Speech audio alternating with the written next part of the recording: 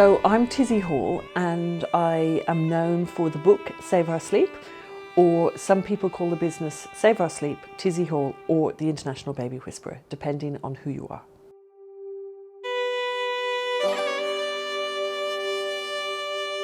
I'm Irish.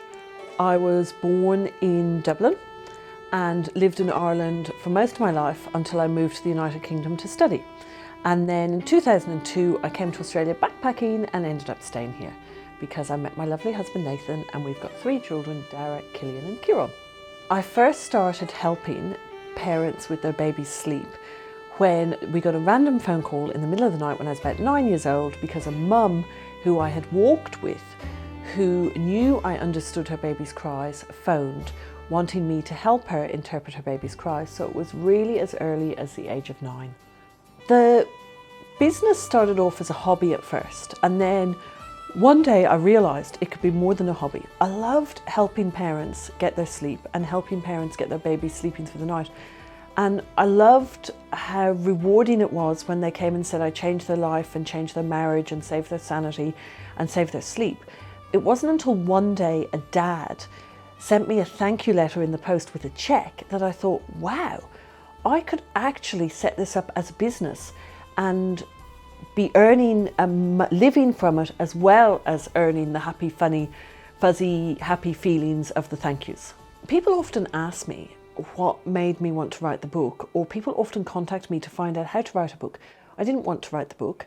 I don't know how to write a book. I wrote columns for a magazine, and then Alexandra Craig, a publisher, contacted me. So I was commissioned to write the book, which means that somebody contacts you and says, we want to put all of your intellectual property into a book. So I didn't actually write it, it was already written, because basically it's all my emails and articles that I wrote, columns I wrote for Practical Parenting, all put into a book. And then I basically just wrote little paragraphs in between, or introductory paragraphs to each chapter. So I never really sat down and wrote the book from start to finish. Because Killian is now 15 weeks, so he's over 8 weeks, he gets wrapped in a safe sleeping bag. So I was worried about the book being too successful. I didn't want the book to be a bestseller because I wanted to be able to give the one-on-one advice I always gave to my clients. And I was concerned if we sold too many books, I wouldn't be able to give that one-on-one advice to my clients. My publisher at the time, Alexandra Craig, assured me that it wouldn't be that big a seller. Robin Barker had a book, Baby Love, and it was a big seller in the end, but it slowly sold to start with. Maybe the internet changed things, but the book became a bestseller in the first 17 days. So it came out on the 1st of March, and on St. Patrick's Day, it had already become a bestseller, which still to this day shocks me. A lot of talk lately about tummy sleeping. It's very important that you teach them to walk safely. You sit with your baby on your chest for at least one sleep of the day. It helps your supply. We're not living in the community with our parents next to us anymore. A toddler of this age tantrums for 46 minutes.